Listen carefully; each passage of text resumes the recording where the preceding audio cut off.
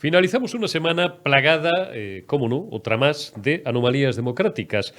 No siendo la menor de ellas esa entrevista entre el presidente del Gobierno de España, Pedro Sánchez Castejón, y el presidente autonómico de Cataluña, el presidente de la Generalitat de Cataluña, o de la Generalidad de Cataluña, como prefieran, don Pedro Aragonés o Pera Aragonés. ¿Qué es lo que nos extraña? Pues nos extraña lo habitual, ese rango de bilateralidad que se confiere al personaje. Son absolutamente normales las entrevistas entre un presidente del gobierno y los distintos presidentes de las 17 comunidades autónomas. Lo que no es normal es ese trato preferencial que se otorga siempre a Pere Aragonés, como el que se le otorgaba en tiempos, recuerden, porque esto tampoco es nuevo, se lo ha inventado Sánchez Castejón, al César lo que es del César, cuando digo en otros tiempos se otorgaba también el mismo tratamiento a los lendakaris que en el mundo fueron y en la historia reciente han sido del gobierno vasco. Cierto es que en Moncloa, y creen a lo mejor que engañan a alguien con estas cosas, pues han diseñado una escenografía un poco más contenida.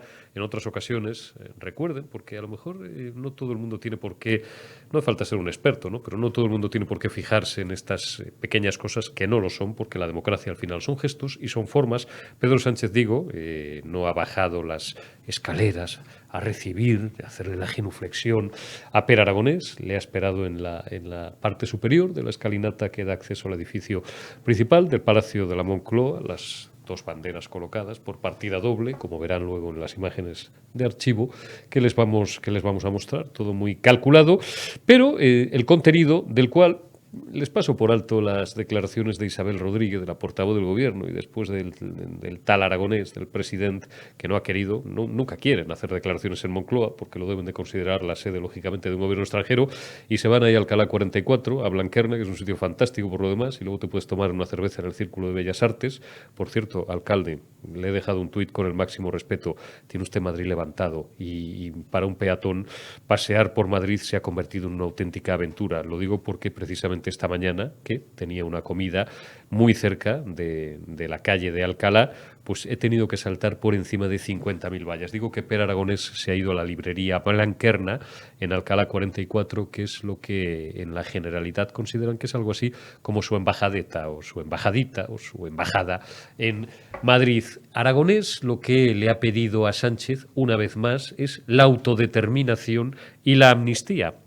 Cuestiones ambas que rebasan por arriba, por abajo, de frente, de lado y de costado, el marco constitucional, la legalidad vigente. Doña Isabel Rodríguez, pues por supuesto niega luego siempre que hablen de estas, digo, la portavoz de turno, la que sea, o la vicepresidenta, o el presidente del gobierno, si mienten más que hablan, niegan que ese haya sido el objeto central de las conversaciones, los catalanes que hablan para su público, los independentistas, digo, Aragonés, pues claro, por supuesto, y se jactan además de que ya prácticamente tienen cuadrado al toro, entendiendo por toro el gobierno de España, que no el conjunto de los españoles, que están hasta las narices ya, y que acabarán obteniendo o consiguiendo esa amnistía que está prohibida, como todo el mundo sabe, por la Constitución desde 1977, que fue la primera y no la última, la única que se hizo en unas circunstancias históricas excepcionales. Cerramos una semana, por lo demás, que ha permitido visualizar a Bildu, a los bildutarras, como los socios preferentes del gobierno. Dejamos ya la entrevista entre el sátrapa Sánchez Castejón y el señorito catalán de Esquerra Republicana, y nos centramos en los bildutarras que, insisto, se han visualizado esta semana como los socios principales y favoritos de los señores del gobierno social comunista.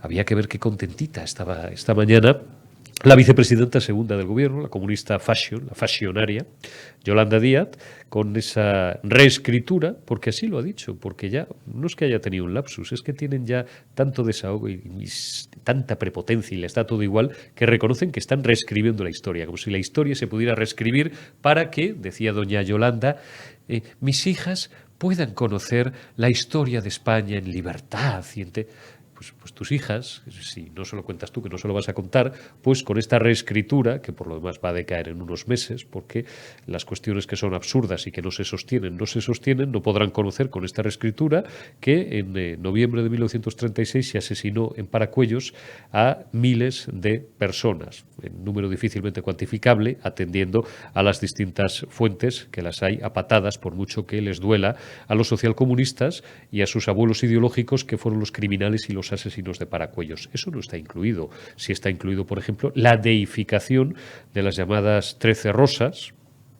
Yo he leído esta mañana en Twitter, no lo sé porque no soy historiador, luego se lo he preguntado a don Óscar Uceda, había en Twitter quien las llamaba terroristas. Bueno, desde luego, ahora las llamarían activistas, los modernos de guardia, ¿no? Dirían que eran 13 activistas por la libertad y por la democracia y tal, ¿no? Estas sí, a estas las vamos a tener con todo el respeto a todos los muertos, porque una guerra civil siempre es horrible para un país y para un Estado, pero estas las vamos a tener hasta en la sopa.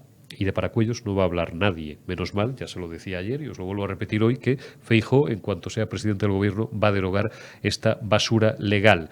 ¿Qué será lo próximo que pida Bildu? Pues lo que llevan pidiendo siempre, lo mismo que ahora está pidiendo el tío Aragonés: autodeterminación, amnistía, independencia. Siempre me viene a la memoria la frase, y espero que nadie se moleste con la cita, porque aparte de ser un gran novelista, era un tío divertidísimo y una de las personas más cultas a las que hemos conocido, siendo muy jóvenes, don Fernando Vizcaíno Casas, que en alguna de sus celebérrimas novelas transmutaba el lema transicionista de la izquierda de la época: libertad, amnistía y estatuto de autonomía, en libertad, amnistía y cada noche una... Pues esto, hay que tomárselos a cachondeo, porque es viernes y ya llevamos toda la semana muy serios y muy cabreados y muy indignados en el estado de postración en el que está dejando el sátrapa al gobierno de España, que no España, porque España es una realidad que está muy por encima de estos miserables que son, al fin y al cabo, como decía mi maestro José María Carrascal, unos interinos. Ya saben, la anécdota de aquel bedel del Ministerio de Economía, para ser más concretos, que cada vez que llegaba un ministro nuevo y unos le saludaban de buen grado porque eran gentes educadas, otros se ponían chulos o le miraban despectivamente o ni le miraban porque, claro, era un bedel, un celador. Y el bedel, el hombre que llevaba allí 40 años, decía: ya está aquí otro interino más, ellos se van y yo voy a seguir. Pues España seguirá y Sánchez Castejón y toda su ralea se irán. Y que lleven buen viaje. Última retaguardia de la semana, viernes 15 de julio, y lo hacemos con Carlos García, portavoz adjunto del Partido Popular en el Ayuntamiento de Bilbao y vicesecretario del Partido Popular en Vizcaya. Don Carlos, muy buenas noches, ¿cómo estamos? Hola, muy buenas noches, querido Durico. Bueno, tenéis un poquito menos de calor en Bilbao que aquí en Madrid, espero. No, parecido. Estamos pasando también unos días muy, muy calurosos y al lado del mar con la humedad, además, Te iba a decir. es un calor pegajoso. Oye, me pegaba yo un baño en Plencia ahora mismo, o donde me digas, porque acabo de llegar ahora mismo y todavía a estas horas hace un calor que, como dicen en el sur, se rajan las piedras.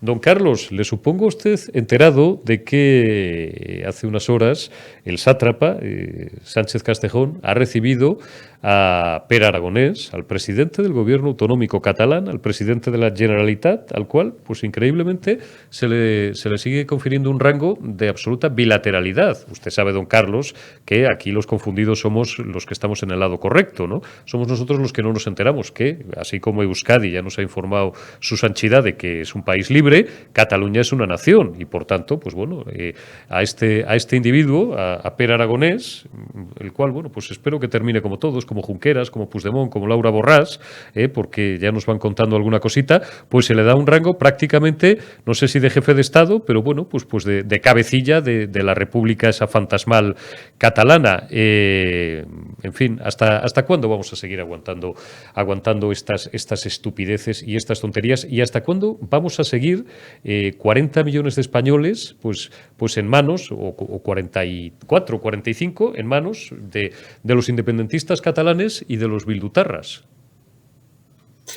Pues sí, por desgracia, esta reunión con Pere Aragonés, la forma, el motivo y el objetivo no es otra más que continuar pagando las facturas, que lo estamos haciendo, no el gobierno de España, sino todos los españoles, a cambio de los socios que tiene el señor Pedro Sánchez para continuar unos meses más en la Moncloa. Y por desgracia, junto a Bildu y a los amigos de los terroristas de ETA, como son la señora Ipurúa y el señor Otegi, tiene otros socios que son nefastos para el conjunto de España, para el Estado y para el propio gobierno en sí mismo, que lo está autodestruyendo, como es el separatismo catalán. Y el dar ese trato, el recibir de esa manera, como si fuese un jefe de un Estado independiente, ajeno al resto de España, al presidente de la Generalitat, al señor Pere Aragonés, pues va más allá de un simple acto institucional. Es una cuestión de partido, es una cuestión de votos, es una cuestión de pago, de precio, a cambio de los votos de Esquerra Republicana de Cataluña y del apoyo del separatismo catalán en su conjunto al señor Pedro Sánchez. Por desgracia, el separatismo, tanto en el País Vasco como en Cataluña, está aprovechando a sacar todo lo que puede mientras dure este gobierno, porque saben que en cuanto caiga, pues se le van a acabar esas prebendas y se le va a acabar chantajear con esos votos, con los votos que tienen en el Congreso, al presidente del gobierno. O sea, que esperemos que cuanto antes el señor Pedro Sánchez caiga, y lo de hoy es un motivo más, un ejemplo más de que el gobierno de España del señor Pedro Sánchez tiene que salir cuanto antes, porque está siendo nefasto, no solo para los españoles, sino para el conjunto de España y para España como Estado y como nación. Y unas nuevas cesiones al nacionalismo es lo que nos tememos a raíz de esta reunión, que ya insisto, viene motivada pues de nuevo para comprar los votos de los separatistas catalanes, Esquerra Republicana, y de paso ya pues seguramente continúe intentándolo con los de Junts y con los de la CUP. Las reivindicaciones ya las conocemos y son completamente extraconstitucionales y están fuera del marco legal. Básicamente autodeterminación y amnistía, que es una cosa que está prohibida por la Constitución. Yo no sé si estos tíos saben que después de la amnistía del 77 echan unas circunstancias históricas muy concretas y muy determinadas de la historia de España, pues el legislador dijo que primera y última no, única. Pero ellos a lo suyo y se lo acabarán dando, ¿verdad? Ese es el precio. O sea, no solamente el precio económico vía transferencias, que es un poco lo que decías, Carlos, o lo que creo que dabas a entender, sino el precio institucional, por supuesto. Es decir, ¿veremos la amnistía y veremos la autodeterminación? Bueno, claro, ¿cómo no lo vamos a ver? Si le sirve al sátrapa para pillar 3 meses más de nómina en Moncloa, seguro. Pues hombre, los separatistas lo van a intentar. Pedro Sánchez, pues si continúa la Moncloa suficiente tiempo, pues también lo concederá. Esperemos que no sea así. Esperemos que cuanto antes cambie este gobierno. Pero por desgracia es que está vendiendo el Estado a saldos, a cambio de esos votos para continuar unos meses más en el poder. Cuantos más meses sigan en el poder, más caro nos va a salir al conjunto de los españoles y a España como Estado y como nación, porque la está vendiendo a saldos. Quiero recordar recientemente otra transferencia infame que era para contentar doblemente a Bildu y al PNV, como fue la transferencia de la gestión de prisiones, que estamos viendo las consecuencias que está trayendo, poner en la calle auténticos asesinos terroristas y a criminales. Y ahora, pues con el catalanismo, el independentismo catalán, pues evidentemente quiere sacar a la calle a los golpistas, a quienes protagonizaron e impulsaron uno de los golpes más duros que hemos padecido en la democracia española, como fue el intento de golpe de Estado en Cataluña por parte del gobierno autonómico de Cataluña, y por otro lado, pues nuevas competencias para seguir dando pasos para conseguir ese inexistente e inviable Estado catalán que pretenden los separatistas y que Pedro Sánchez pues sigue concediendo todos los favores, todas las competencias y todo lo que le piden los separatistas catalanes a cambio de sus votos. Por eso digo que las consecuencias son nefastas para los españoles, pero también para la propia España como Estado y como nación. Carlos, esta ha sido la semana en la que hemos asistido al debate del Estado de la Nación, que no habíamos tenido oportunidad de celebrar, o no habían tenido oportunidad de celebrar los señores diputados desde el año 2015, y una de las conclusiones más sobresalientes que extraemos es que Bildu se ha confirmado, los bildutarras, como decía el otro día Jaime Valleroreja, me decía, no les llames Bildu, llámales etas, y son lo mismo. Digo, pues tienes razón. Bueno, pues los etarras, lo que antes llamábamos el brazo político de ETA, se han confirmado como socios preferentes del gobierno. Y ayer han votado a favor de todas las resoluciones del gobierno y ayer, bueno, pues tuvieron ahí su minuto de gloria los figuras con la aberración esta legal de la ley de memoria histórica. Había que escuchar a la tal Aizpurúa jactarse, insultar a todos los demócratas, decir que los equivocados somos nosotros, que somos los que embarramos el terreno de juego y que los demócratas son ellos, mandan narices. Y cuando le preguntaban dos compañeros distintos si condenaba esto del terrorismo, ya sabe usted, señora Aizpurúa, lo condena, gracias, buenos días, y se iba con todo el cinismo la individua esta. Y hoy además la vicepresidenta segunda del gobierno se ha jactado de que Fíjate si le ha traicionado subconsciente o no, ¿qué diría Mariano Rajoy? Porque ha dicho textualmente Yolanda Díaz, la historia se reescribe en el día de hoy, cierro comillas, frase literal. Y luego ha dicho algunas tonterías de que me alegro de que mi hija y todas puedan conocer auténticamente la historia de España. Bueno, según esta ley no van a conocer la matanza de Paracuellos y van a conferirle, pero como luego tenemos a Óscar Uceda, con él me gustaría entrar un poco en materia histórica, a estas 13... Bueno, hay quien sostiene que eran terroristas, las 13 rosas. Saludos a quien me esté escuchando y no esté de acuerdo, ¿no? Que fueron asesinadas, bueno, pues sí, en los primeros días del alzamiento, pues como le ocurrió también a muchos miles de compatriotas por el terror rojo y el terror del Frente Popular. Estamos en manos, ni siquiera de Esquerra, Carlos, estamos en manos de los terroristas de Bildu. Y ahora después te voy a preguntar por lo que habéis tenido que soportar toda esta semana todavía de esta gentuza respecto al homenaje de Miguel Ángel Blanco. Bueno, hay varias cuestiones que hay que repetir una y otra vez porque hay algunas personas que no se enteran y que no les queda claro. Bildu es un partido que fue declarado testaferro de la organización terrorista ETA por el Tribunal Supremo. Enmendada esa sentencia por el Tribunal Constitucional con mayoría progresista heredada de Zapatero. Y Bildu es un partido que tiene a la cabeza, como máximo responsable, a una persona condenada por delitos de terrorismo, como es el señor Otegi, que ha incluido recientemente a numerosas personas en su cúpula de dirección condenados. Estoy hablando de condenas judiciales, condenados por delitos de terrorismo, como es el señor Pla, entre otros. 1 de cada 3 parlamentarios autonómicos en el Parlamento Vasco de Bildu han sido condenados, repito, condenados por delitos de terrorismo. O sea que ya no estamos hablando solamente de que en las instituciones Bildu utilice sus escaños y sus votos para reclamar derechos para los etarras, de que en las calles les organice bienvenidas y recibimientos multitudinarios como si fuesen héroes cuando no son más que asesinos y terroristas, los miembros de la organización terrorista ETA, sino que es un partido y es una organización que es directamente en la carcasa donde se han metido todos los etarras. Ahora ya no digas ETA, ahora di Bildu, porque ya no está ETA activa porque todos los etarras están dentro de Bildu. Y Bildu defiende a los etarras en todas las instituciones, un día sí y otro día también. Y no se puede estar con Bildu, con los terroristas y con sus víctimas, las víctimas del terrorismo. Entonces el señor Pedro Sánchez tiene que elegir con quién quiere estar.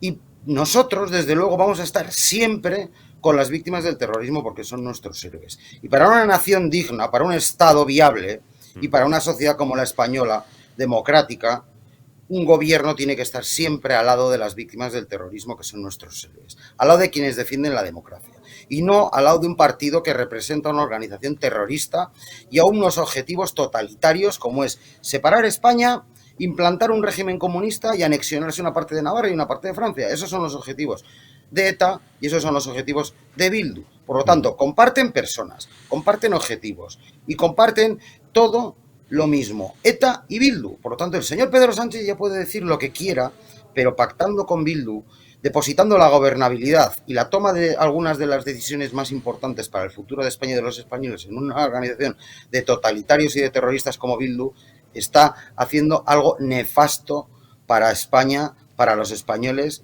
y para nuestra democracia. Por lo tanto, no me cansaré de decirlo. Más allá de lo que diga la señora Izpurúa, de lo que diga el señor Otegi, que de nuevo, una vez más, no ha condenado ninguno de sus crímenes, porque son los crímenes de ETA, los asesinatos de ETA y los crímenes y los asesinatos, ¿por qué no decirlo?, de Bildu. Y por eso no condenan uno solo de los atentados, ni uno solo de los asesinatos de ETA, ni uno solo han condenado como organización. Ni en el Ayuntamiento de Bilbao, donde estoy yo, ni en el Congreso de los Diputados, ni en el Parlamento Vasco, ni en ninguna institución. Nunca jamás, hasta ahora, Bildu como organización ha condenado su asesinato de ETA. Por eso es tan indigno y tan inadmisible que pacte cuestiones como esa memoria democrática con una organización como Bildu. Porque lo único que está haciendo es blanqueándolas y tratando de ocultar la verdad y la realidad, que es muy clara y muy meridiana, como acabo de expresar ahora mismo, Eurico, y como compartimos tú y yo, y creo que la inmensa mayoría de españoles sensatos, y así se lo están haciendo ver en las urnas, y así espero que se lo hagan ver cuanto antes en las urnas todos los españoles, y consigamos quitar de la Moncloa a alguien que está haciendo algo tan indigno para la democracia española, pero también para los héroes de la democracia española, como son las víctimas del terrorismo. Completamente. Hoy la encuesta, la última que hemos conocido, de un instituto privado, de Celeste Tel, le da al Partido Popular hasta 133 escaños. Cuéntame, Carlos, todo el aquelarre de esta semana, de ese acto, de esa concentración, que creo que convocó el alcalde de Bilbao, del Partido Nacionalista Vasco, bueno, pues como en memoria de los 25 años del asesinato de Miguel Ángel Blanco, y cómo esta miserable Goirizelaya, que a lo mejor muchos de nuestros espectadores no saben quién es, pues tuvo los redaños de presentarse allí y bueno, pues como vosotros lógicamente pues habéis estallado y habéis denunciado esta farsa y os habéis negado a participar en ella. Ponme cuanto pueda asomar el pantallazo con una noticia que hemos extraído del diario El Mundo, donde se da cuenta del acto al que me estoy refiriendo. ¿Cómo ha sido todo esto? ¿Cómo ha sido la semana, Carlos? Pues esto es una cuestión que procede originariamente de una petición de la propia Fundación Miguel Ángel Blanco, que nos trasladó al PP vasco su deseo de que en este 25 aniversario del secuestro y asesinato de mi querido compañero Miguel Ángel Blanco, porque a ser concejal del Partido Popular donde fuese necesario, y así en el año 99 entré de concejal, y como yo otros muchos compañeros, fruto de ese espíritu de Hermoa que generó la rebeldía y el levantamiento de toda la sociedad de manera democrática contra el terrorismo y contra ETA, pues este 25 aniversario, que era una fecha muy especial, y de acuerdo con la Fundación Miguel Ángel Blanco, pedimos una calle en Vitoria, otra calle en San Sebastián y en Bilbao, por ser un lugar especial, porque se celebró la mayor manifestación en la historia de la democracia en España y en el País Vasco, que fue en la que pedíamos la libertad de Miguel Ángel Blanco.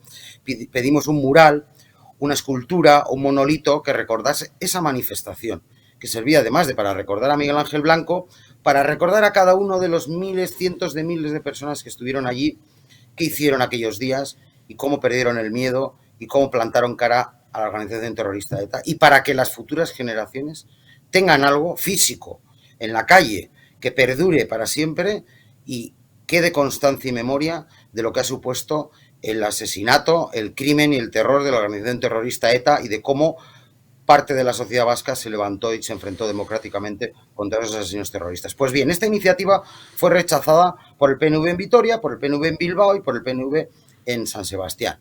El caso de Bilbao, el alcalde planteó sustituirla por una concentración de 5 minutos. Que evidentemente una concentración de 5 minutos complementaria a colocar ese monolito o esa dedicatoria o esa calle que fuese perenne para el futuro, pues hubiese estado bien. Pero sustituir un monolito por una concentración de 5 minutos que se acaba y se olvida, pues desde luego no estábamos para nada de acuerdo. Pero más allá de eso, la pretendió organizar con un foro en el que el Partido Popular no participa porque está Bildu. Porque está Bildu y están personas que no condenan el terrorismo y los asesinatos de ETA. Por lo tanto, nosotros no participamos en un foro para hablar de asuntos de terrorismo, de paz y de convivencia con los señores de Bildu, mientras no condenen todos y cada uno de los asesinatos y los atentados de ETA, incluido el de Miguel Ángel Blanco. Pues bien, para que Bildu pudiese participar en esa concentración en Bilbao, se quitó la palabra terrorismo, se quitó víctimas del terrorismo, se habló de paz y no de paz, de manifestaciones contra los secuestros de ETA, se borró absolutamente cualquier rastro que tuviese que ver con el terrorismo y con ETA. Y por lo tanto era una concentración totalmente descafeinada, porque se incluían, además de las víctimas de ETA, estaban también las supuestas víctimas de maltratos policiales o etarras a los que les han explotado las bombas. Por lo tanto, nosotros no podemos tomar parte en ningún caso de algo que pretende quitar gravedad al terrorismo de ETA y a las víctimas de ETA, y menos aprovechándose de Miguel Ángel Blanco y del aniversario de Miguel Ángel Blanco. Y además de todo eso, y sobre todo, es que Bildu en Bilbao sí participó, a diferencia de Vitoria y San Sebastián, donde se celebró una concentración, una convocatoria de la Federación Española de Municipios y Provincias, igual que la de Madrid, igual que la de Barcelona, de la de Valencia o de la de Sevilla, donde era por Miguel Ángel Blanco y por todas las víctimas del terrorismo, punto. En esas Bildu no estuvo en Vitoria, no estuvo en San Sebastián, pero por desgracia aquí el PNV y el alcalde facilitó una convocatoria lo suficientemente manipuladora de la realidad del terrorismo y del asesinato de Miguel Ángel Blanco como para que Bildu pudiese participar. Y fue ni más ni menos que la abogada de los asesinos de Miguel Ángel Blanco, la señora Goirizelaya, que es a su vez la portavoz de Bildu en el Ayuntamiento de Bilbao. Por ese motivo nosotros no hemos participado, porque no vamos a participar en coartadas para mantener conciencias tranquilas, ni vamos a participar en coartadas para blanquear a unos señores como los señores de Bildu.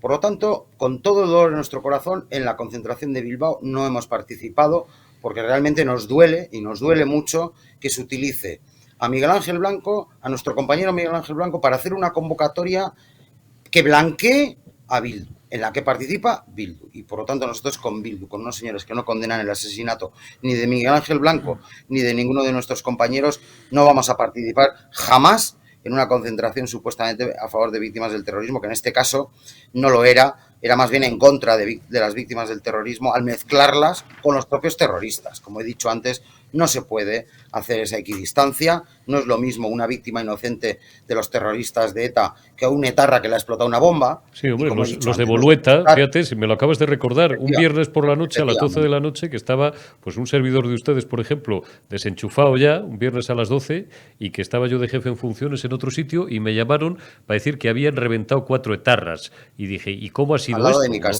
Pues no sé, tiendes a pensar, dices, no sé, les habrán achicharrado, o sea, habrán tenido un tiroteo con estos malísimos representantes del Estado opresor de la Guardia Civil. No, es que les había explotado la bomba. Verano de 2000. Esos, para estos miserables, son iguales que Miguel Ángel Blanco. Digo, los de Bolueta, pues sí, Eurico, que se me han venido a la cabeza. Además, has puesto un ejemplo, porque nos encontramos ahora mismo, desde donde te estoy hablando, es desde el barrio de Bolueta de Bilbao, precisamente donde explotaron esos terroristas en su vehículo y donde en su piso que tenían en Galdácano, pues apareció información de varios objetivos, entre los cuales uno de ellos era yo mismo. Por lo tanto, yo no pienso participar en ninguna concentración de apoyo ni de ningún tipo de reconocimiento a ningún etarra. Esté vivo, esté muerto o esté en la cárcel, me da igual. No voy a hacer ninguna concentración a favor de ningún terrorista, porque lo que pretendían esos terroristas era que yo estuviese muerto y ellos hoy en día estarían de concejales de Bildu, seguramente. Por desgracia para ellos, mira, ellos no están y yo estoy de concejal del PP, aunque les pese. Y por lo tanto no pienso participar en ningún acto de reconocimiento y de apoyo a esos terroristas, por mucho que hayan fallecido porque les ha explotado su propia bomba.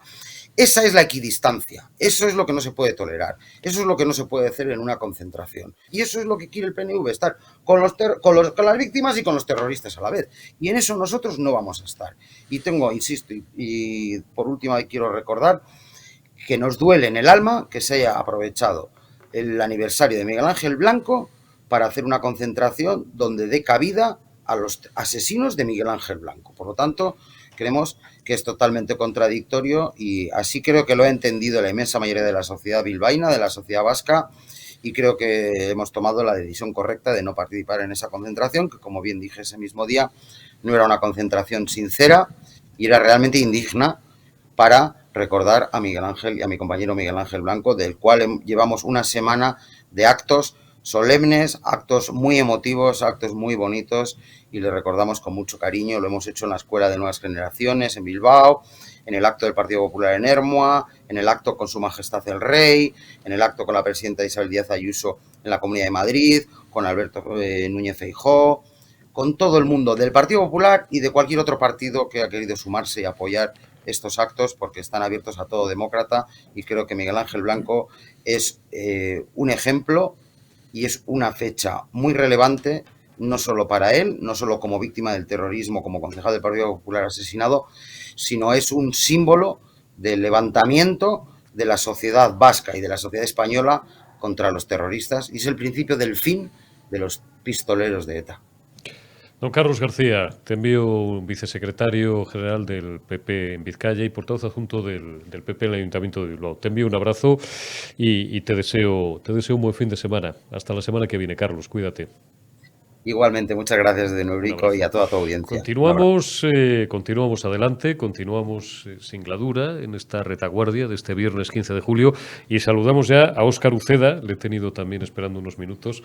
Óscar, me paso media vida pidiéndoos disculpas y agradeciéndoos vuestra generosidad, pero bueno, yo os agradezco que seáis comprensivos conmigo. ¿Cómo estás, amigo? Muy buenas noches.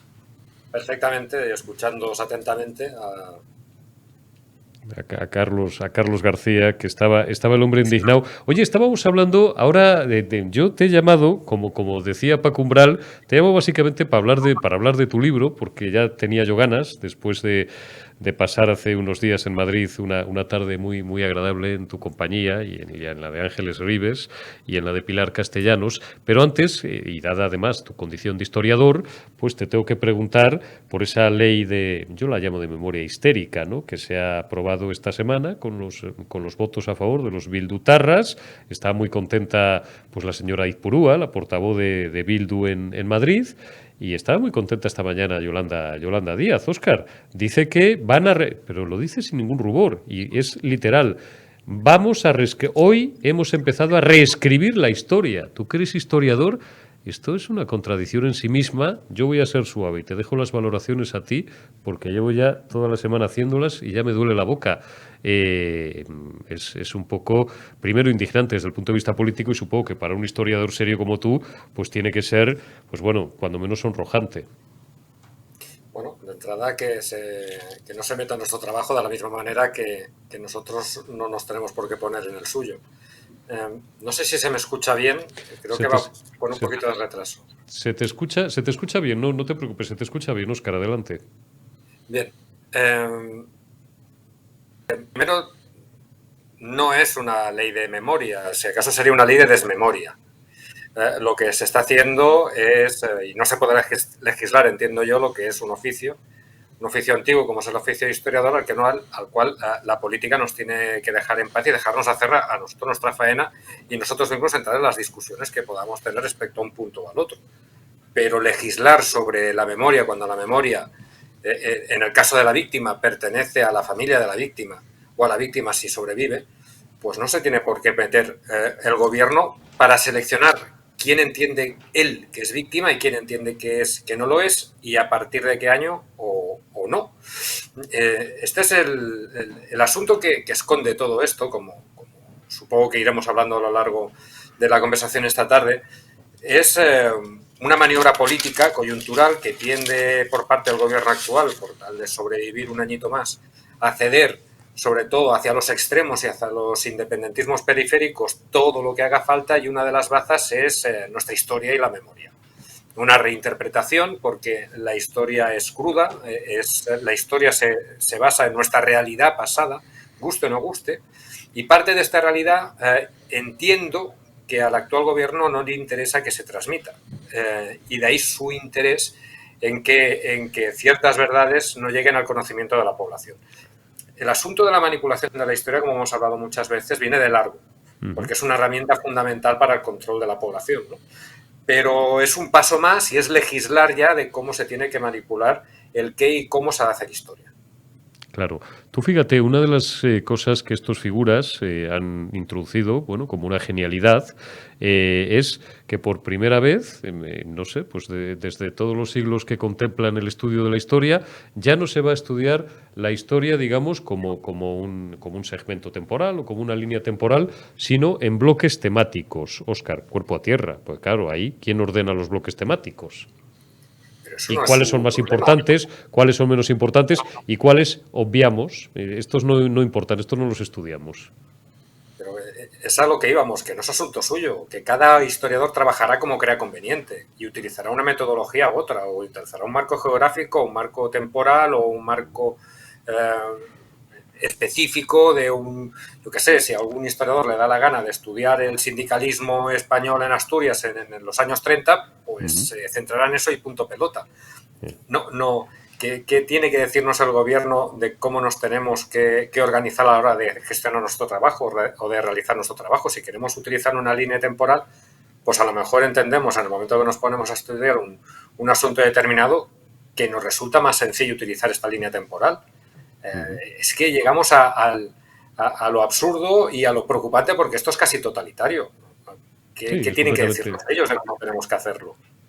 Es completamente totalitario. Por ejemplo, bueno, pues ellos deciden que por decreto ley, lo cual es una chorrada, es una aberración, pues desaparece la matanza de Paracuellos, por ejemplo. Nunca existió, porque de repente, como el Ministerio de la Verdad, decidimos que no hubo unas sacas y no se asesinó a 6.000 o 8.000 personas, o en fin, cojan ustedes las fuentes que prefieran, y en Paracuellos no pasó nada en noviembre de 1936, porque lo acabamos de decidir nosotros. Bueno, decidan, ustedes hagan un decreto o hagan 1.000, en Paracuellos ocurrió lo que ocurrió, por ejemplo, ¿no? Es absurdo, Sí. es como si yo ahora de repente digo, son las 10 y pico, como si yo ahora de repente digo que son las 12 del mediodía y que voy a salir de este estudio de televisión y es de día. Bueno, pues yo puedo decir lo que me dé la gana, pero es que la realidad es tozuda, es que es tratar a la gente como imbéciles, es un poco jugar a demiurgos o aprendices de brujo, y lo peor es que yo tengo la sensación de que a buena parte de la gente no es que se lo tolere, es que le da igual. Ese es el triste nivel al que hemos llegado, Óscar. Claro, insisto en que la herramienta es poderosa. No, esta gente no dan puntadas sin hilo. Tenemos mucha experiencia aquí en Cataluña de hasta qué nivel la manipulación de la historia, el control de la historia por el poder político es fundamental para la construcción de un relato determinado y de dirigir al pueblo hacia un sitio concreto, ¿no? Y pese a todo, pese a que hay gente que sabe perfectamente lo que pasó en Paracuellos, si se sigue una línea o una línea oficial en el que este tipo de asuntos se dejan de lado, de aquí 2 o 3 generaciones, la mayor parte de la gente no sabrá lo que pasó en Paracuellos. Y te voy a poner un ejemplo del comentario que has tenido antes con Carlos y de televisión y que vi hace muy pocos días, donde preguntaban a chavales jóvenes quién era Miguel Ángel Blanco y nadie lo sabía. Y esto no es casual. Cuando un personaje y unos hechos como los que supusieron el secuestro y asesinato de Miguel Ángel Blanco, las nuevas generaciones los desconocen, no es casualidad. Estamos olvidando una parte de nuestra historia porque llega esta noticia del pasado, puede llegar por muchas vías, puede llegar por las vías de la escuela, de los libros de texto, de los medios de comunicación, de diferentes vías, pero si se decide o la línea oficial entiende que este asunto se ha de enterrar, al final se olvida. Y queda solamente en una pequeña élite que lo recuerda. Entonces ya habrán cumplido con su objetivo. Este pasado que no interesa ya habrá sido olvidado. Y esto es lo que buscan. Está claro. Óscar, además de tu trabajo, bueno, pues como historiador, digo, como profesor, como responsable de esa asociación que tenéis y de la que hemos hablado ya en más de una ocasión, Historiadores de Cataluña, ahora llevas unos meses, creo, preparando un libro interesantísimo. Se nos ponían los dientes largos el otro día. Bueno, Pilar ya lo conocía, pero yo no te lo había escuchado nunca. Se nos ponían los dientes largos cuando nos hablabas de eso que estás trabajando sobre comillas. Y ahí lo dejo. Quiero que seas tú el que me los cuente, que luego me dicen que hablo demasiado y en la pregunta ya induzco parte de la respuesta. Comillas, Cantabria. ¿En qué estás preparando? ¿Qué estás trabajando? Ya, prácticamente lo tengo listo. Ya es un libro que me ha llevado los últimos meses y he de reconocer que el personaje, porque es una biografía, me ha enganchado, literalmente, porque es un personaje apasionante y un personaje también que entramos otra vez en la histórica. Un personaje que, siendo posiblemente el empresario más rico y más influyente de la restauración de finales del siglo XIX, principios del siglo XX, un personaje con un impacto y con en su época y con una biografía, como digo, apasionante, pues prácticamente no lo conoce nadie. Si vamos por la calle también y preguntamos quién era Claudio López o Claudio López Bru, pues el 99,99% de los españoles no sabrá quién es. Si hablamos del Marqués de Comillas, puede que el 1% sí que sepa quién es. Si hablamos de la Universidad de Comillas, que por cierto la pagó de su bolsillo, pues posiblemente un poquito más. Pero pese a esto continúa siendo uno de los grandes olvidados de la historia de España. Y hablando también de memoria histórica, un hombre que vivió, digamos, su apogeo fue cuando él pasó a ser el heredero del imperio empresarial de la Casa de Comillas en 1875 hasta su muerte en 1925. Él representó una línea alternativa ante los problemas que tenía España en aquel momento y los conflictos sociales, que no cuajó, pero que tal vez pudiera, y entramos en las ucronías y en el what if, pudiera haber evitado el enfrentamiento que supuso al final la Guerra Civil Española. Este señor, además de ser el Amancio Ortega de la época, está en estos momentos con causa abierta para su beatificación. O sea, el señor más rico de España de entonces, la Iglesia Católica piensa que tiene visos de ser un beato y posiblemente un santo. Y pese a esto, este personaje tan rico, tan plural, que fue además uno de los grandes mecenas de su época, buena parte de la obra del modernismo catalán, de Domènech i Montaner, de Gaudí, se la debemos a él. Él fue el mecenas y tuvo en su caso durante 20 años al poeta Jacinto Verdaguer, etcétera, etcétera, ¿no? Tiene además, como digo, era un hombre muy, muy inquieto, de los que se levantan a las 7 de la mañana y no paran de trabajar hasta las 11, que dejó un amplísimo legado en todos los aspectos. Pues don Claudio López tenía un modelo de gestión de país que practicó en sus empresas. Estaba entre medio de lo que sería el liberalismo más salvaje y la izquierda más absoluta. Eso funcionó, ese sistema funcionó, que podríamos hablar que sería como una especie de proto-sociedad del bienestar actual. Funcionó en sus empresas, y estamos hablando de empresas, algunas con más de 30.000 trabajadores, pero no fue más allá. Si hubiera ido más allá, posiblemente pudiéramos haber evitado conflictos como el que nos llevó a la Guerra Civil en el año 36. Y que es un gran desconocido. Para cerrar, Óscar, porque tenemos ahí, y es una pena, a ver si otro día tenemos mejor conexión y seguimos hablando de este asunto. Nos hablabas el otro día de la huella de Gaudí en este palacio. ¿Se puede visitar el Palacio de Comillas? Pregunto, porque no lo sé. Hace muchísimo tiempo que no voy por aquella zona. Si el Palacio de Comillas se puede visitar, lo que no se puede visitar es el Seminario de Comillas, que sí que es una obra, no de Gaudí en este caso, pero sí de Domènech i Montaner y de Martorell y también Cristóbal Cascante, que eran tres grandes arquitectos catalanes, donde hay esculturas de Llimona y de los grandes maestros del modernismo catalán. Está cerrado el seminario, pero sí que se puede visitar y es espectacular el Palacio de los Comillas, que también construyó Martorell y Cascante. También tiene una iglesia al lado, un panteón donde están los restos de la familia. Y el mobiliario, por ejemplo, es de Gaudí. El mobiliario también del palacio, buena parte de él se conserva y es digno de visitar. De hecho, buena parte de Comillas o la Comillas monumental no se entendería sin la familia López y sus allegados, como el Capricho de Comillas, pertenecía al abogado. Ese pequeño palacio pertenecía al abogado de los López, ¿no? Prácticamente recorrer Comillas es recomer el legado de los López. Qué curioso. Cómo me gusta, Óscar, charlar contigo dentro y fuera de cámara y con tantos amigos pues que nos enseñan muchas cosas, y me quedo con esa conclusión. Qué amplia, qué rica, esto no es un tópico, qué amplia, qué rica y qué maravillosa es España y cuán la desconocemos, ¿no? No digo que no haya que viajar, no voy a caer en el tópico atávico y casposo, ¿no? De tal, en fin, pero fíjate, yo por ejemplo ahora, ya el otro día mientras charlábamos los cuatro y ahora que te estoy volviendo a escuchar, decía, joder, pues con algún verano que he pasado yo, con los buenos ratos que he pasado en Santander, en Suances, en Laredo, y por Comillas y por Santillana que he pasado de largo, pues fíjense ustedes, otro sitio maravilloso para visitar y todos estos rincones que nos está poniendo los dientes largos don Óscar Uceda. Óscar, enhorabuena por ese último libro. Cuídate mucho y no será la última vez que hablemos. Te envío un abrazo. Igualmente, un abrazo. Espero verte pronto, Eurico. Un fuerte abrazo, Óscar. Gracias. Y vamos evocando ya la recta final de esta retaguardia. Don Carlos Paz, no sé si tiene usted la santa paciencia de seguir ahí. Muy buenas noches. ¿Cómo estás, amigo? Pues muy buenas noches. Un placer estar con vosotros, esperando o sin esperar. Bueno, ahora te oigo. Intuyo lo que me has dicho. ¿Cómo estás, Carlos? Oye, el mundo está muy revuelto. Hablaba ayer contigo, digo, ¿de qué podemos hablar mañana? ¿Qué podemos ofrecerles a nuestros espectadores? Pues no sé. Y claro, pues recurríamos al tío Joe Biden, que nunca defrauda. No está ya en estado de viajar el caballero, ¿no? Porque ya tiene un deterioro cognitivo más que notable.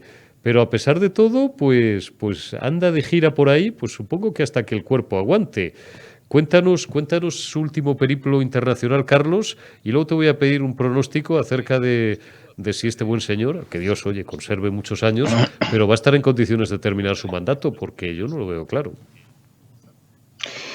Pues esta semana ha sido noticia el viaje de Joe Biden, del presidente de Estados Unidos, a Oriente Próximo. Me han preguntado muchas veces qué es lo que ha significado este viaje y no ha significado otra cosa que ratificar las obligaciones y los compromisos, los acuerdos que mantiene Estados Unidos con Israel y con Arabia Saudí. Entre tanto, se ha detenido con los representantes de Palestina para hacer pensar que es equidistante, pero todos sabemos que Estados Unidos está en cuerpo y alma apoyando a Israel. De hecho, por ejemplo, una cuestión enormemente espinosa, no solamente en Palestina, sino en todo ese orbe de Medio Oriente, fue la decisión de Donald Trump de decidir que Jerusalén fuera la futurible capital de Israel y trasladar allí las embajadas. Joe Biden no ha dicho que no a ninguna de estas cosas, ni a estas ni a otras muchas. Respondiéndote, el estado físico y mental de Joe Biden desde el principio ha estado puesto en tela de juicio, y si me preguntas si creo que va a terminar, todo apunta a que pudiera darse el caso de que no fuera así, que no terminase su mandato porque está en un grave estado de deterioro.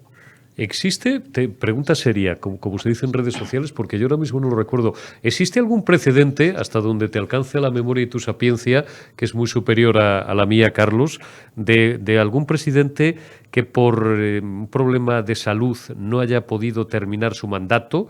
No digo por un problema político. Richard Nixon dimitió y asumió la presidencia el vicepresidente, que era Gerald Ford. Se me acaba de venir a la cabeza en primer término, en 1974. Pero por un problema físico, no recuerdo yo ningún presidente, o sí, ¿no, verdad? Hasta donde nos alcanza la memoria. Esto es una pregunta un poco, no es para pillar, pero que se me ocurre a mí.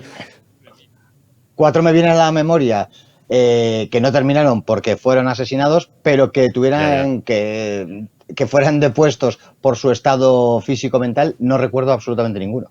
Sí, bueno, aquí también en España hemos tenido, hasta 5 presidentes asesinados. Vamos, si nos cogemos desde don Juan Prim, iba a decir por la izquierda y por la extrema izquierda, lo del general Prim en 1871 parece ser que iba o venía a una tenida masónica.